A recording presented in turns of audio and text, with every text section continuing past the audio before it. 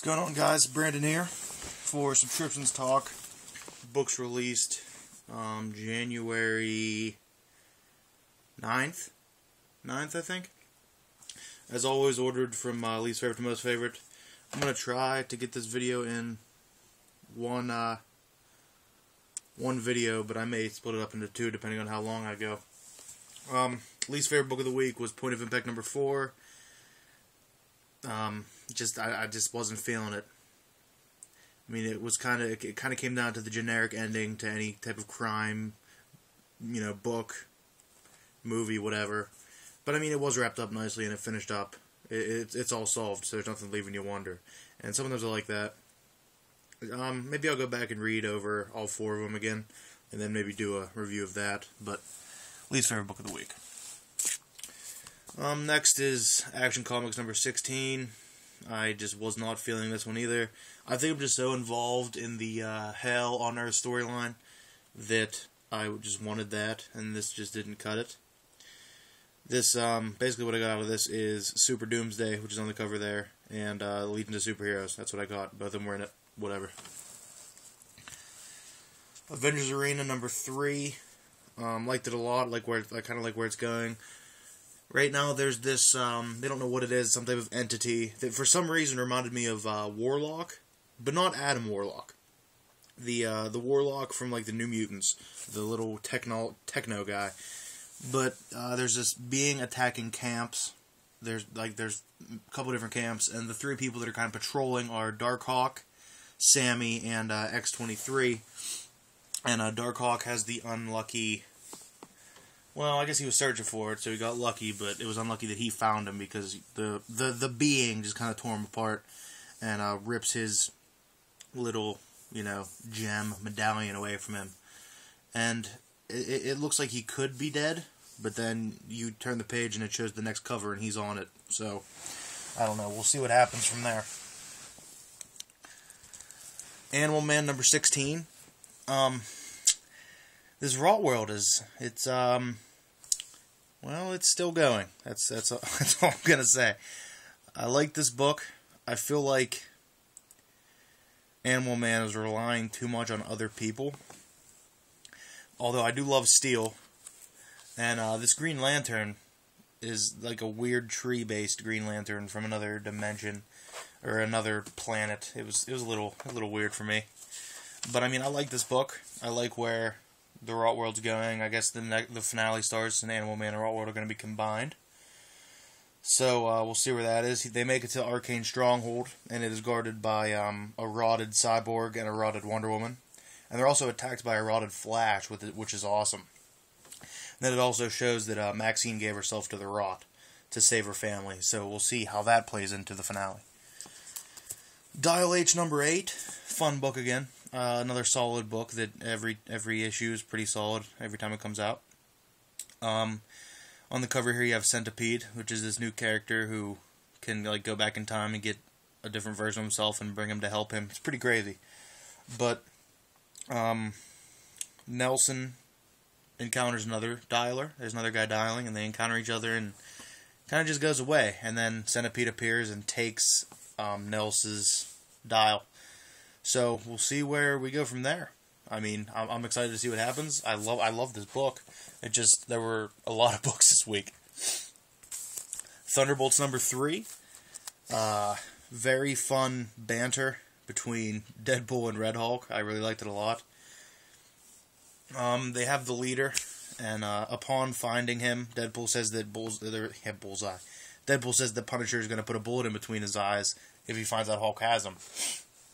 The leader wakes up and tells that, needs information on, and Red Hulk tells him that they need information on his brother. And then, next page it shows his brother, who is called Madman, torturing Elektra, trying to get information out of her. So, I mean, I haven't ran into Madman. I'm not too familiar with all the older Hulk continuity, and I imagine that's where he was, if he was in there. But, either way, at the end of the book, Punisher finds out and puts a bullet between his eyes. So, I mean, Deadpool was right, and it was a nice little funny touch to the book, which Deadpool always brings. Thor God of Thunder number 4. part 4 of the God Butcher storyline, which I absolutely love. At first, when this book came out, I thought they were going to have a hard time going from, you know, the young horde, the young Thor, to the current Thor, to the old Thor, and I think they're just doing it seamlessly, and it's just a phenomenal book. It's just tying together these great storylines. The hunt for the God Butcher leads current Thor into a cave where he finds, what was the guy's name? It's gonna kill me if I can't think of it. Shadrach. He finds a god of waterfalls and somersaults, Shadrach, and then they go to the library because Shadrach tells Thor of a place called Chronix. Well, Thor originally thinks it's a god, but upon going to the library, he finds out it's a place. And upon going to that place, he discovers old Thor there, who is crawling and just trying to die. Super pumped to see how this finishes up. The God Butcher is awesome. I hope they give him an actual name, because God Butcher, although it sounds awesome, it's kind of just like, okay, that's what you do. Now, who are you? But, I mean, I wouldn't mind seeing the God Butcher in other things. I hope this isn't a one-and-done thing for the God Butcher, because it's a very interesting character. Fantastic Four number 3. For the first time, not being the worst of the week, I actually really liked this book. They're, you know, in space, obviously, and they encounter this planet, and upon touching down, the planet starts just attacking them. And then, you know, the thing jumps out of the spacecraft onto the planet and kind of just starts just ripping stuff up. So, I mean, it's pretty awesome. And upon leaving, Reed discovers that it wasn't a planet at all. It was just a trap for a predator, like a cosmic predator. And he said it had a star-sized consciousness, which is crazy. That was just such great wording for me. I just loved hearing it. This book was pretty. There was a very nice feel about this book. Everything about it kind of worked, and I really enjoyed it. I'm just glad that I stuck with it, because after 2 I almost dropped it because I wasn't feeling it at all. But I'm glad I did, and I like this a lot. Swamp Thing number 16, the nicer, much better looking older sister of the Rot World storyline. I just like this book a lot more. I feel like it's presented better. It's written better. It's presented better. I like the art better. And in this one, good old Swampy here helps Barbara Gordon finish up the green serum that Batman started before he died. And upon finishing it up, they gather an army of kind of Gotham's people that are left. That they create a stronghold in Arkham, and he kind of create an army, and they go and they're storming Arcane's stronghold. And there's a rotted out Superman. So I hope at the start of the finale, rotted out Superman does something pretty crazy. I mean, that's just what I'm hoping for. So we'll see. But it also shows that Abby, the one who Swamp Thing is searching for, and who still feels that Arcane ripped her head off. So she may be dead. There may be some twist coming. Once again, wait for the finale to see. Superior Spider-Man number 1. Loved it. Love this book. I love Doc Ock as Spider-Man. He's cocky. He's everything that I kind of wanted Spider-Man to be. And I would like to see a Spider-Man Iron Man team up with this dynamic, because they're both cocky. They would probably butt heads, but it would be such a phenomenal book. I would like to see it. And this book would be pick of the week, as he fights the Sinister Six and as he uses these gadgets and everything, if it wasn't for the last page where Peter's ghost comes back. No. I don't want Peter. I don't want Peter's ghost. I don't want hope for Peter. I don't want that. I wanted Superior Spider-Man because it is Superior Spider-Man. It's not Amazing Spider-Man. So I hope that it's not just a kind of a cop-out to get him to come back. I would like to continue to see Ock's Adventures as Spider-Man. I don't want to see Peter as Spider-Man. XMen Legacy, number 4.